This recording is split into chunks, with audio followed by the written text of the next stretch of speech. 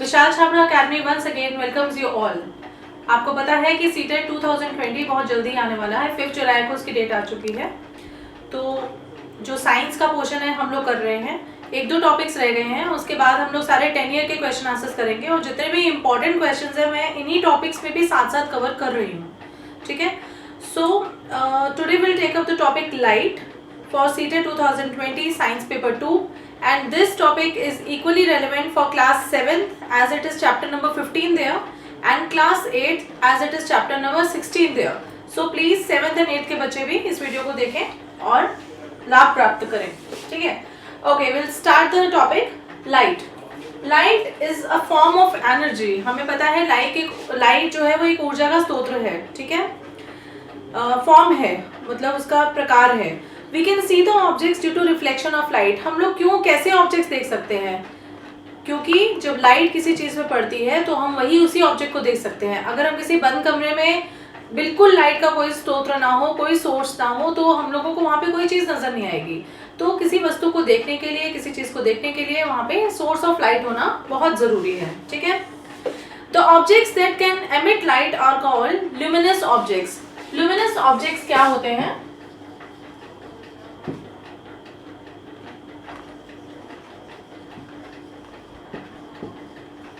Luminous objects होते हैं जो खुद एक सोर्स ऑफ लाइट की तरह काम करते हैं। ठीक है, जैसे कि सूर्य हो गया, सन है, स्टार्स हैं। बर्निंग कैंडल भी हो सकती है, टॉर्च भी हो सकती है। And the objects which do not emit light are called non luminous objects. जिनको कि लाइट के स्रोत की जरूरत होती है, सोर्स की, उनको नॉन ल्यूमिनस कहते हैं। ठीक है, नॉन ल्यूमिनस में सारे प्रोडक्ट्स आ जाएंगे, सारी चीज़ें आ जाएंगी, जैसे टेबल, चेयर, बेड वगैरह, जो भी जिसको भी लाइट पड़ेगी, जिसको हम तभी देख पाएंगे। तो ऐसे वाले ऑब्जेक्ट्स को नॉन ल्यूमिनस ऑब्जेक्ट्स कहते हैं। Non luminous objects can be of 3 types. 3 type के होते हैं नॉन ल्यूमिनस ऑब्जेक्ट्स। पहला है ओपेक ऑब्जेक्ट्स। ठीक है, दूसरा है ट्रांसपेरेंट, और तीसरा है ट्रांसल्यूसेंट।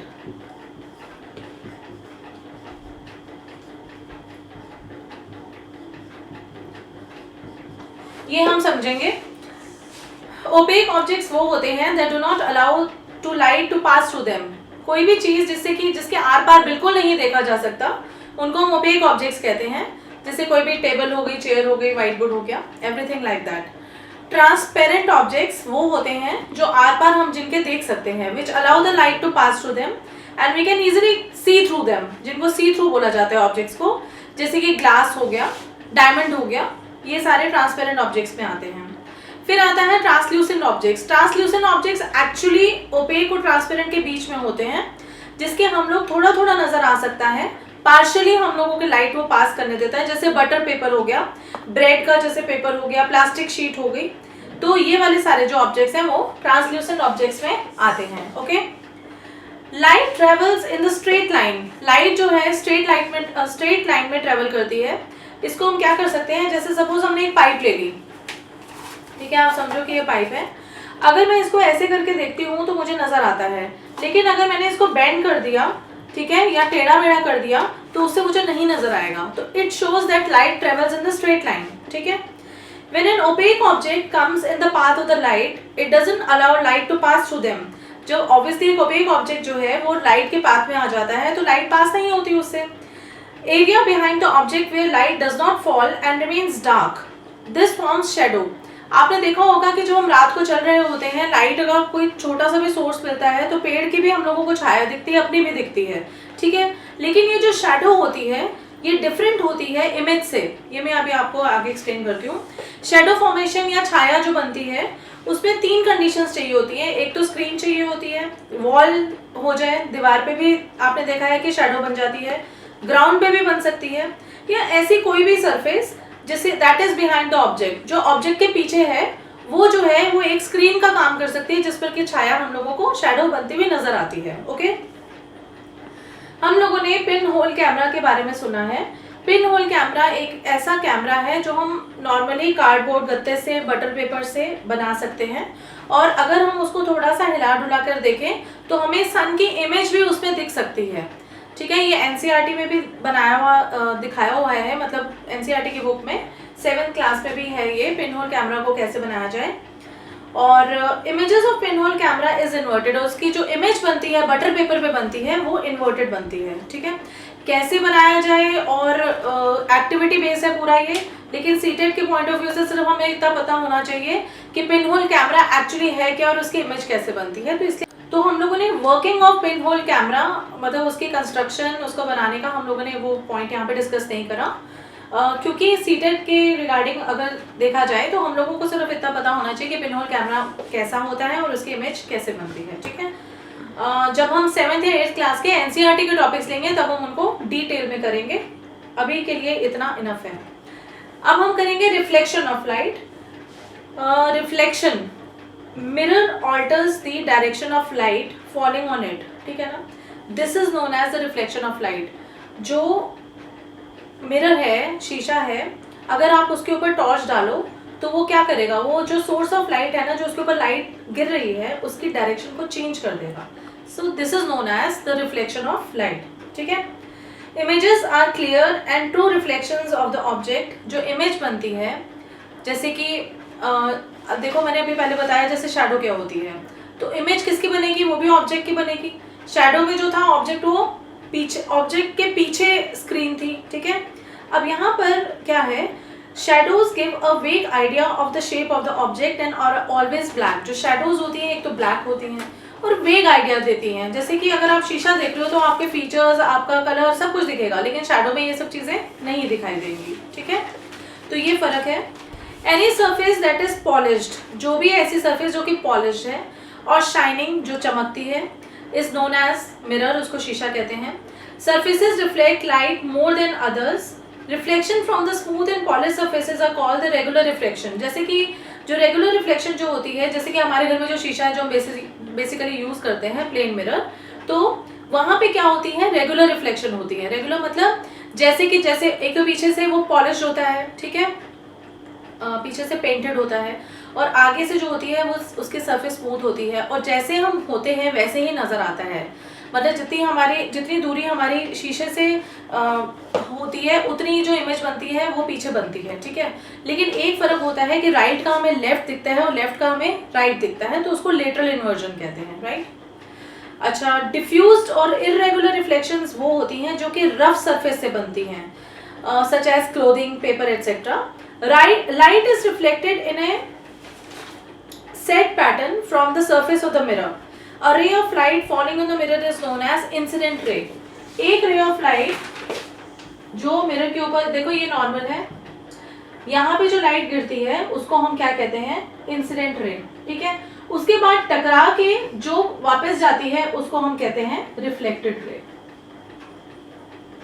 ठीक है, तो ये हो गई इंसिडेंट रे, और ये हो गई रिफ्लेक्टेड रे, और ये हो गई नॉर्मल जो कि 90 डिग्री का एंगल बनाती है, राइट।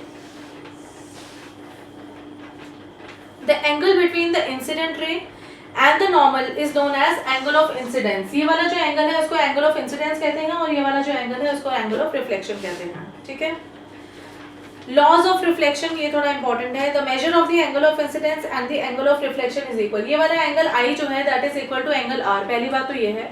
और तीसरा, ये नॉर्मल, इंसिडेंट रे और reflected ray they all lie in the same plane. तो ये दो लॉज ऑफ रिफ्लेक्शन है। ठीक है, incident ray, reflected ray and the normal drawn at the point of incidence to the reflecting surface, that is they are in the same plane. Any reflecting surfaces, whether smooth or rough, plain or spherical, follow the laws of reflection. सभी जो surfaces हैं वो law of reflection को follow करती हैं, और ऐसी image जो कि स्क्रीन पे हमें दिखाई दे जाए, जो स्क्रीन पे ऑब्टेन की जा सकती है, तो उसको रियल इमेज कहते हैं, और जो नहीं की जा सकती on the screen, they are known as the virtual image. ये पता होना चाहिए कि रियल इमेज में और वर्चुअल इमेज में क्या डिफरेंस है। ठीक है, नोट्स आपको दिए हुए हैं, आप उसकी टेंशन मत लीजिए, आप लीजिए, बस आप ये ढंग से समझते जाइए। वर्चुअल इमेज इरेक्ट होती है and in the plane mirror, और ये जनरली प्लेन मिरर में ही होती है। It is of the same size, जितना हमारा साइज है उतना ही हमें प्लेन मिरर में अपना साइज नजर आता है, but it is laterally inverted. मैंने कहा ना, लेटरल इन्वर्जन होती है, राइट का लेफ्ट और लेफ्ट का राइट हमें दिखता है। ठीक है, the image behind the mirror is equidistant to the object in front of it, वो भी मैंने बताया कि प्लेन मिरर के जैसे हम जितनी आगे खड़े होते हैं उतनी ही पीछे जो है वो इमेज बनती है, इक्विडिस्टेंट होते हैं, ठीक है। Multiple images are formed when two mirrors are inclined to each other at an angle, जब दो शीशे लिए जाएं और उनको इंक्लाइन किया जाए एट एन एंगल तो बहुत सारी इमेजेस उसकी बनती हैं। Even two mirrors are standing, मतलब जैसे कि दो मिरर्स हैं, they are standing parallel to one another and the number of images are formed, उसको कहते हैं मल्टीपल रिफ्लेक्शंस, और ये हम लोगों को क्लाइडोस्कोप में भी दिखती है। क्लाइडोस्कोप हम स्कूल में कितने बार बनाते हैं, ये एक एक्टिविटी होती है 7th या 8th क्लास की, उसमें क्या करते हैं कि हम मिरर्स ले लेते हैं और उनको एक दूसरे के ऊपर इंक्लाइन करते हैं और एक डब्बा सा ले लेते हैं और उसके अंदर हम लोग मोती वगैरह कुछ भर देते हैं, तो हम लोगों को उसमें बड़ी सुंदर सुंदर इमेजेस जब हम उसको घुमाते हैं तो नजर आती हैं, ठीक है।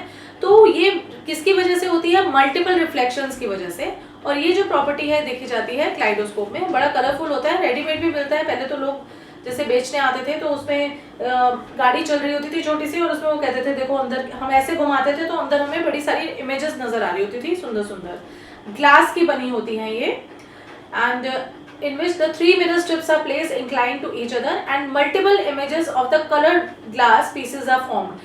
जो टूटी हुई चूड़ियां होती हैं उनको भी डाला जा सकता है क्लाइडोस्कोप के अंदर, तो उसकी भी हम लोगों को बड़ी सुंदर सुंदर इमेजेस मिलती हैं, ठीक है।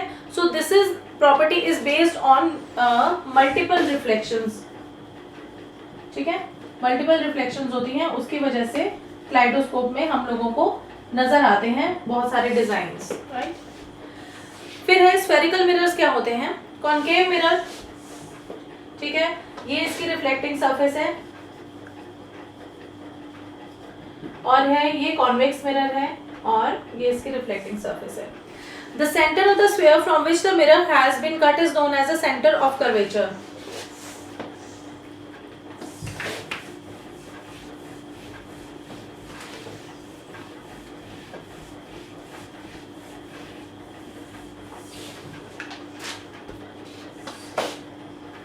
ये सर्कल है,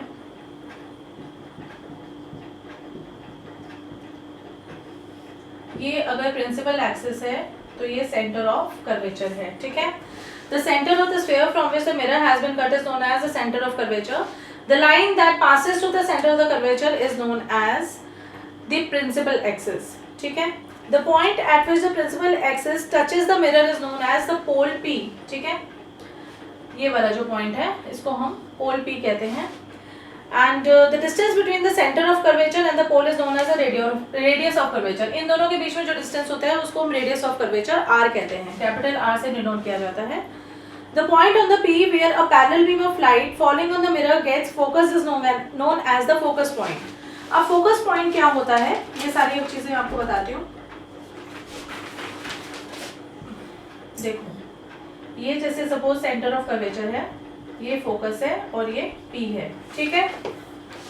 तो जो ये CP है that is equal to radius of curvature, ठीक है, और जो ये FP है ये क्या है, फोकल लेंथ, और जो फोकल लेंथ है वो क्या है, half of radius of curvature है, या फिर R is equal to 2F, मतलब जो रेडियस ऑफ कर्वेचर है वो ट्वाइस ऑफ फोकल लेंथ है, ओके। अब एक इम्पॉर्टेंट चीज है कि दो तरह के मिरर्स होते हैं, कॉनकेव मिरर और कॉन्वेक्स मिरर, ठीक है। ये मैंने पहले भी बताया ना कि कॉनकेव और कॉन्वेक्स मिरर्स होते हैं दो। A concave mirror forms the real and inverted images. जो कॉनकेव मिरर है, ठीक है,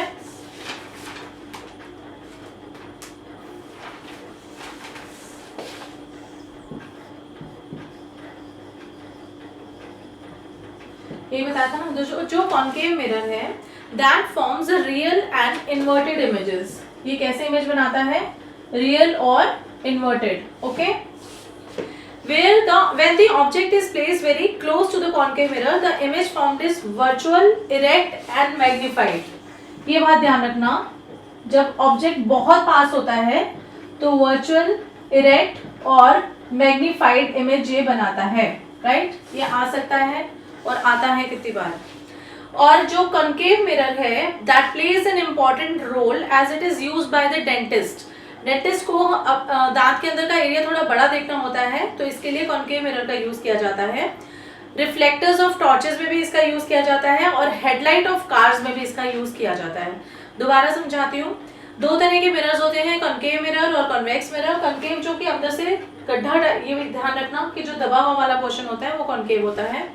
इसमें जो इमेज बनती है वो रियल एंड इन्वर्टेड बनती है, लेकिन जब ऑब्जेक्ट को बहुत क्लोजली प्लेस किया जाए कॉनकेव मिरर के, तो इमेज जो बनती है वर्चुअल, इरेक्ट और मैग्नीफाइड बनती है, राइट। और ये यूज कौन करता है? डेंटिस्ट करते हैं। रिफ्लेक्टर्स ऑफ टॉर्चेस में यूज होता है और हेडलाइट्स ऑफ कार्स में यूज होता है। कॉन्वेक्स मिरर्स जो है, अब है कॉन्वेक्स मिरर्स जो है, उसमें जो इमेज बनती है वो इरेक्ट बनती है, वर्चुअल बनती है और स्मॉलर इन साइज होती है, ठीक है। इसको हम कहाँ यूज करते हैं? पीछे रियर व्यू मिरर्स के लिए इसको यूज किया जाता है। जो स्कूटर के भी साइड मिरर्स होते हैं वो इसी के अंडर आते हैं, ठीक है। सीटेड पॉइंट ऑफ व्यू से देखा जाए तो इतना काफी है अभी आपके लिए। अदरवाइज ये जो चैप्टर 10th में है वो काफी डिटेल्ड है। हम तभी जब हम 10th क्लास का वो चैप्टर करेंगे तब हम अच्छी तरह से डिटेल में करेंगे। But as far as seated paper 2 science is concern, this content is more than enough for you, ठीक है। इसके बाहर से कहीं से नहीं आने वाला। अब है मिरर फॉर्मूला। वैसे ये भी इतना वो नहीं है, क्योंकि फिर भी हम लोगों को ये होता है कि बाई चांस कभी कोई चीज़ आ जाए तो हमें थोड़ी सी ज़्यादा तैयारी कर लेनी चाहिए। तो 1 + v + 1/u = 1/f होता है। v जो होता है इमेज डिस्टेंस होता है, ठीक है, और u जो होता है वो ऑब्जेक्ट डिस्टेंस होता है, f जो होता है वो फोकस होता है, ठीक। अब मैग्निफिकेशन क्या होता है? इनके फॉर्मूला ही इनफ है अभी आपके लिए। मैग्निफिकेशन जो होती है वो उसका फॉर्मूला होता है h'/h = -v/u, ठीक है। मैग्निफिकेशन जो होती है ये हाइट ऑफ इमेज होती है, ये हाइट ऑफ ऑब्जेक्ट होती है, ठीक है। ये इमेज डिस्टेंस होता है, ये ऑब्जेक्ट डिस्टेंस होता है, लेकिन माइनस में होता है। ये फॉर्मूला फिर से याद कर लेना।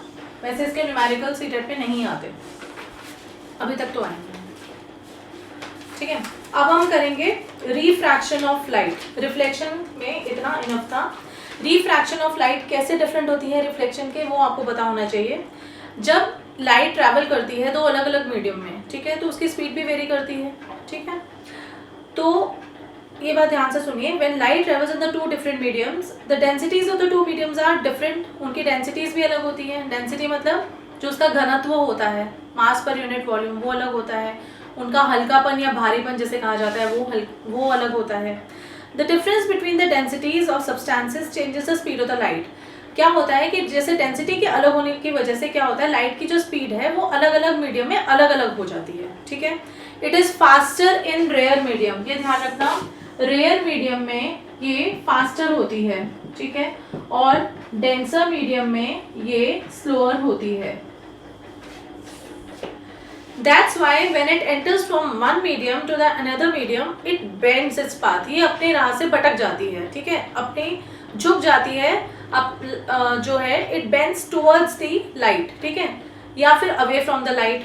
मतलब जैसे रेयर से डेंसर मीडियम में जाएगी तो ये टुवर्ड्स द नॉर्मल जाती है, और जब ये डेंसर से फिर वापस जाती है रेयर मीडियम में तो अवे फ्रॉम द नॉर्मल हो जाता है। खैर इतना डिटेल में पढ़ने की जरूरत नहीं है, बट फिर भी आप समझ लो कि जब एक मीडियम से दूसरे मीडियम में जाती है तो ये बेंड हो जाती है, ठीक है, लाइट का जो स्पीड भी चेंज हो जाती है और बेंडिंग हो जाती है। इस फिनोमिना को रिफ्रैक्शन ऑफ लाइट कहते हैं, ठीक है। A ray of light traveling from a rare medium to a denser medium slows down, ठीक है, and bends towards the normal। मैंने बताया ना, जैसे क्या होता है, जैसे सपोज एक ग्लास स्लैब है तो ये रे ऑफ लाइट आई, ठीक है, तो वैसे इसको इधर जाना चाहिए ना, लेकिन it bends towards the normal, तो ये चेंज हो गया है इसका, ठीक। इसी तरह से अब ये रे ऑफ लाइट जो है ये ऐसे जानी चाहिए, लेकिन it goes away from the normal. ये रेयर मीडियम है, ये डेंसर मीडियम है, ये फिर रेयर मीडियम है। तो आप देख रहे हो कि तो वेलोसिटी ऑफ लाइट है, it is getting changed when it changes it's medium. एक मीडियम से दूसरे मीडियम में जाते समय इसकी जो स्पीड है वो भी बदलती है, ठीक है।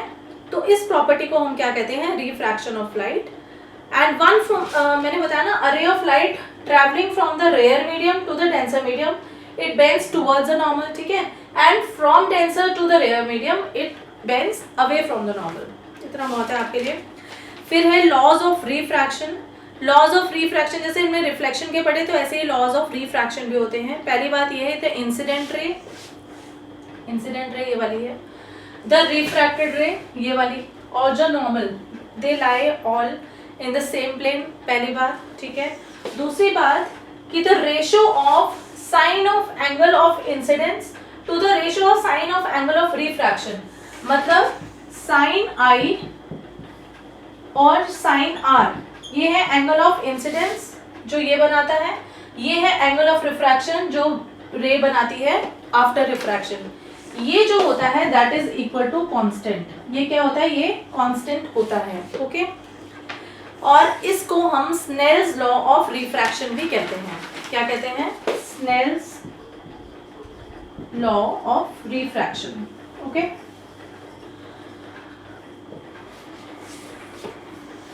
अच्छा, फिर एक चीज और आपको पता होनी चाहिए, ये मैं थोड़ा सा एक्स्ट्रा ही करवा रही हूँ, जबकि ये भी अभी इतना रिक्वायर्ड नहीं है इसमें, लेकिन कई बार क्या होता है, एक आधी बार ऐसा क्वेश्चन आ जाता है जो कि हमको लगता है कि अगर हम ये टॉपिक कर लेते तो हमारा एक नंबर और आ जाता, तो बस इसीलिए ये करवा रही हूँ। The constant value is known as the refractive index. जो ये साइन आई और बटा साइन आर जो हमने करा है और हमने कांस्टेंट बोला है, तो इसको हम क्या कहते हैं? रिफ्रैक्टिव इंडेक्स, ठीक है। मतलब कितना रिफ्रैक्शन उसका हुआ है, उसका इंडेक्स मतलब कितनी हुई है उसके अंदर रिफ्रैक्शन, उसको कहते हैं refractive index, okay.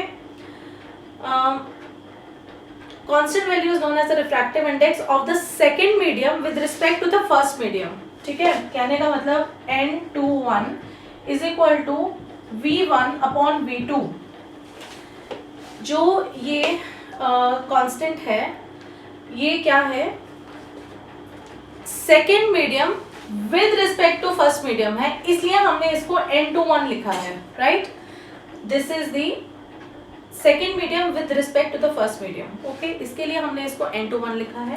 That is equal to V1 upon V2, मतलब velocity in the medium 1 and upon the velocity in the medium 2, ठीक है। और इसी तरह से एब्सोल्यूट रिफ्रैक्टिव इंडेक्स क्या होता है? Absolute refractive index of a medium is its refractive index with respect to the vacuum. सिर्फ क्या फर्क है रिफ्रैक्टिव इंडेक्स में और एब्सोल्यूट रिफ्रैक्टिव इंडेक्स में, कि ये जो है ये speed of light in air है upon speed of light in medium है, ठीक है। ये बस आप ये रेशोज याद कर लीजिए और कुछ करने की जरूरत नहीं है। स्नेल्स लॉ आपको पता ही है, उस कांस्टेंट को रिफ्रैक्टिव इंडेक्स कहते हैं। ये with respect to the second medium with respect to the first medium है, that is equal to V1 upon V2, velocity in the medium 1 upon velocity in the medium 2। और अगर हम absolute refractive index की बात करें तो this is the speed of light in the air upon the speed of light in the medium. Enough है इतना ही आपके लिए, ठीक है। तो अब हम करेंगे lenses. A piece of transparent material that refracts the light and produces the image is known as lens. Mirror और लेंस में आपको बेसिक डिफरेंस पता चल गया, ठीक है। फिर है इसमें दो टाइप्स के लेंसेज होते हैं, कॉन्वेक्स लेंस और कॉनकेव लेंस। कॉन्वेक्स लेंस जो होता है थिकर एट द सेंटर होता है और ये थिनर एट सेंटर होता है, राइट, ठीक है। अब है जो टर्म्स रिलेटेड हैं लेंस से वो हम पढ़ेंगे। पहली वाली जो टर्म है जो रिलेटेड है वो है प्रिंसिपल एक्सिस। क्या है principal axis? It is the imaginary line that passes through the centre of the sphere, जो स्फीयर के सेंटर के से होके जाती है, जैसे इसको ऐसे, तो इसको क्या कहते हैं? Principal axis, okay. फिर है वर्टिकल एक्सिस। वर्टिकल एक्सिस ये वाली होती है, देखो, जो कि दो भाग में बांटती है, एक पॉजिटिव भाग और एक नेगेटिव भाग, right. The line that divides the lens longitudinally into two equal halves, ठीक है। ये वर्टिकल हो गया ना और ये लॉन्गिट्यूडिनली हो गया। वर्टिकल एक्सिस, वर्टिकल एक्सिस है the line that divides the lens longitudinally into two equal halves, ठीक है। तो ये जो वर्टिकल एक्सिस है ये वाली है और ये प्रिंसिपल एक्सिस है, राइट। फिर है optical centre, the centre point in the lens where the principal axis and the vertical axis meet, ठीक है, उसको क्या कहते हैं? Optical centre. Focal point, the point at which a parallel beam of light coming through the lens converge, तो focal length ये होती है जहाँ पे क्या होता है, जो लाइट है वो वापस रिफ्रैक्ट होके कन्वर्ज करती है, ठीक है। और उसके बाद focal length, the distance between the focal point and the optical centre, ठीक है, is known as the focal length, okay. फिर है centre of curvature, centre of curvature ये 2f है, the centre of sphere of which the lens is suppose to be slice, it is also written as 2f since it is at the double distance from the O as compared to the f, f से double distance है ना इसका, ठीक है, तो इसको हम क्या कहते हैं, centre of curvature. Focal length ये वाली हो गई, ठीक है, और जो फोकल पॉइंट है वो ये वाला पॉइंट हो गया जहाँ पे कि रेज कन्वर्ज करती हैं, ठीक है, सबको क्लियर हो गया। ये फोकल पॉइंट है, ये फोकल लेंथ है, और ये सेंटर ऑफ कर्वेचर है, ये प्रिंसिपल एक्सिस है, ये वर्टिकल एक्सिस है। यहाँ पे जो ऊपर वाली होती है, जैसे होता है ना ग्राफ में भी होता है, ऊपर वाली जो एक्सिस होती है वहाँ पे ये पॉजिटिव है, नीचे वाले एक्सिस में ये नेगेटिव है, इधर जाया जाए तो पॉजिटिव है, इधर जाया जाए तो नेगेटिव है।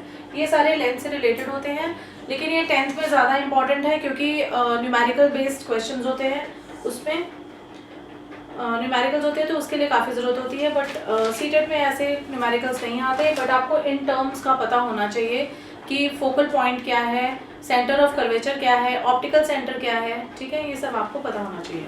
लेंस फॉर्मूला एक बार बता देती हूँ कि 1/v minus 1/u is equal to 1/f, जहाँ जो v है वो इमेज डिस्टेंस है ऑप्टिकल सेंटर से, ठीक है, और जो u है वो ऑब्जेक्ट डिस्टेंस है ऑप्टिकल सेंटर से। जो भी डिस्टेंस होगा वो ऑप्टिकल सेंटर से ही होगा, ठीक है। कॉन्वेक्स लेंस अब कैसी इमेज बनाता है ये इंपॉर्टेंट है, जैसे कि कॉन्वेक्स लेंस कैसी इमेज बनाता है, ये बनाता है रियल एंड इन्वर्टेड, ठीक है।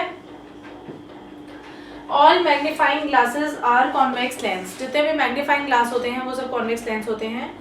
और a virtual erect and magnified image is form when the object is placed very close to lens, जब लेंस के काफ़ी क्लोज रखा जाता है ऑब्जेक्ट को, तो जो इमेज बनती है वो कैसे बनती है, virtual erect and magnified, okay. और कॉन्केव लेंस की कैसे बनती है, कॉन्केव लेंस की बनती है erect, virtual and smaller than the object, okay. ये ध्यान रखने वाली चीजें हैं, ये पूछा जा सकता है मल्टीपल चॉइस पे, सीटेट में मल्टीपल चॉइस ही होता है कि the image form by the concave lens is, फिर 4 ऑप्शंस करके आपको राइट टिक करना होता है, तो इसके लिए ये इंपॉर्टेंट है, ठीक है। फिर है मैग्निफिकेशन, देखी जाए तो हम लोग मिरर के तो कर चुके हैं, तो इसमें लेंस पे भी यही है कि m is equal to h dash upon h, ये हाइट है इमेज की या हाइट है ऑब्जेक्ट की, which is equal to v/u, ये है इमेज डिस्टेंस और ये है ऑब्जेक्ट डिस्टेंस, ओके। अब है पावर ऑफ लेंस क्या होती है, पावर ऑफ लेंस जो होती है that is reciprocal of focal length, ठीक है, वो p जो होता है that is equal to 1/f, ओके। और ये बेसिकली पावर है क्या, ये कितनी डिग्री ऑफ कन्वर्जेंस है या कितनी डिग्री ऑफ डाइवर्जेंस है, मतलब रे ऑफ लाइट जब एक जगह कन्वर्ज होती हैं, कन्वर्ज मतलब एक जगह पॉइंट पे आके मिलती हैं, और डाइवर्ज होती हैं जो कि दूर जाती हैं, तो वो जो है उसको हम कहते हैं पावर ऑफ लेंस, और इसको हम देते हैं 1/f से, ओके। ऐसा unit of power is dioptre, ठीक है, ऐसा यूनिट क्या है पावर का, डायोप्टर। और कॉन्वेक्स लेंस जो होता है, ये ध्यान से सुनना, कॉन्वेक्स लेंस जो होता है उसकी पॉजिटिव पावर होती है, और जो कॉन्केव लेंस होता है उसकी नेगेटिव पावर होती है, ठीक है, ये ध्यान रखना, ओके। अब हम करेंगे इन शॉर्ट में ह्यूमन आई, ठीक है, ये भी बहुत ज़्यादा नहीं है, लेकिन वही है कि 2-4 चीज़ें इंपॉर्टेंट जो कि एमसीक्यू से रिलेटेड होती हैं वो आ जाती हैं, वो मैं आपको बता देती हूँ। ह्यूमन स्ट्रक्चर ऑफ ह्यूमन आई है, इसमें जो बेसिक चीज़ है ये है कि are I has a convex lens, ये ध्यान रखना, are I has a convex lens. जो चीज़ इंपॉर्टेंट है मैं साथ साथ बताते जा रही हूँ। हेल्ड बाय सिलियरी मसल्स, और ये सिलियरी मसल से हेल्ड होती है। It is fitted into spherical ball like structure having 3 membranes, ये स्फेरिकल बॉल लाइक स्ट्रक्चर से हेल्ड होती है, ठीक है। Innermost layer is known as retina, इसकी जो इनर मोस्ट लेयर होती है उसको हम रेटिना कहते हैं, ये पीछे की साइड होती है, ठीक है, और यहीं पे इमेज बनती है बेसिकली। और आइरिस जो होता है ये क्या करता है, मसल्स होती है ना, ये रेगुलेट करती हैं जिससे कि हमारे आंखों में कितनी लाइट आनी चाहिए, कितनी नहीं आनी चाहिए, मतलब एक्सपोजर टू लाइट जो है वो ये रेगुलेट करती है, और आई का कलर भी आइरिस ही बताती है, ठीक है। ये बेसिक इसके फंक्शंस पता होने चाहिए हम लोगों को। रेटिना पे इमेज बनती है, ठीक है, और जो आइरिस का काम क्या होता है, और जो ये सिलरी मसल्स होती हैं वो रेगुलेट करती हैं आई को बड़ा छोटा करने में। जैसे कि आप एकदम अंधेरे से एकदम रोशनी में जाते हो तो आपकी आंखें एकदम चुंधिया से जाती हैं, या एकदम रोशनी से सिनेमा हॉल में के अंदर जाते हो तो फिर एकदम अंधेरा अंधेरा सा लगता है। तो ये वाला जो कंट्रोल है ये सारा का सारा हमारी सिलरी मसल्स करती हैं, okay. Image of the object is formed on the retina at the back, और ऑप्टिक नर्व जो होती है that sends the message to brain and we perceive the image. तो ये ऑप्टिक नर्व जो है वो क्या करती है, मैसेज ब्रेन को भेजती है और हम लोगों को इमेज का पता चलता है। Impression of an image remains for 1/16 seconds on retina। Retina पे जो इमेज रहती है उसका जो इम्प्रेशन रहता है 1/16 सेकेंड में रहता है। A normal eye can see the objects at a distance of 25 centimeters or more। हमें जो मिनिमम डिस्टेंस है जिसमें कि कोई चीज़ हमें नज़र आती है दैट इज़ 25 सेंटीमीटर। इसके ज़्यादा पास भी हमें नज़र नहीं आता और बहुत ज़्यादा दूर भी चला जाए तब भी हमें चीज़ें नज़र नहीं आती, लेकिन मिनिमम डिस्टिंक्ट, इसको कहते हैं डिस्टिंक्ट विजन का जो पॉइंट होता है डी, बड़े डी से इसको डिनोट किया जाता है, ठीक है। Owls and other nocturnal animals have abundance of rod cells। जो उल्लू होते हैं और जो और nocturnal animals हैं, मतलब जो रात वाले animals होते हैं, उनके पास रॉड सेल्स ज़्यादा होते हैं। रॉड सेल्स एक्चुअली कलर को नहीं बताते, वो सिर्फ लाइट का डिफरेंस होता है, अंधेरा और रोशनी, ये दो चीज़ें होती हैं। तो इसके लिए इन एनिमल्स में रॉड सेल्स ज़्यादा होते हैं, और उनमें लेस कोन सेल्स होते हैं, क्योंकि कोन सेल्स जो होते हैं वो कलर को बताते हैं, तो इसके लिए उनके अंदर कोन सेल्स कम होते हैं, रॉड सेल्स ज़्यादा होते हैं।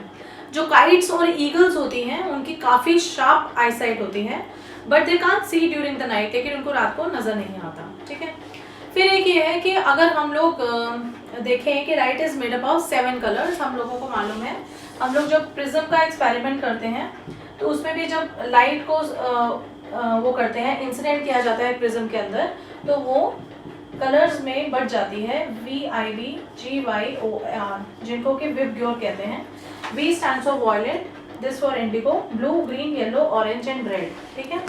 The scattering of light, जैसे जो इंद्रधनुष हमें नजर आता है, रेनबो नजर आता है, वो क्या होता है, सन की जो रेज हैं, सन की जो लाइट है वो क्या होती है, बारिश की बूंदों की वजह से वो छोटे छोटे प्रिज्म की तरह काम करती हैं और वो उस वाइट लाइट को 7 कलर्स में डिस्ट्रीब्यूट कर देती हैं। इस प्रोसेस को हम डिस्पर्जन ऑफ लाइट कहते हैं, ठीक है। इतना इनफ है लाइट टॉपिक का, लाइट टॉपिक से सीटेट के रिगार्डिंग, ठीक है। बाकी I will come up with the question answers in the next class. And एक छोटा सा टॉपिक रह गया है हमारा, सीटेट का भी सारा कवर हो चुका है, इलेक्ट्रिसिटी का थोड़ा सा रह गया है और नेचुरल डिजास्टर्स का थोड़ा सा पोर्शन रह गया।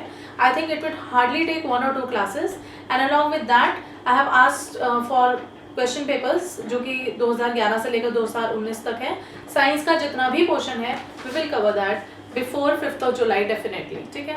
Till then please like, share and subscribe my channel and press the bell icon for the further notifications. Take care, bye.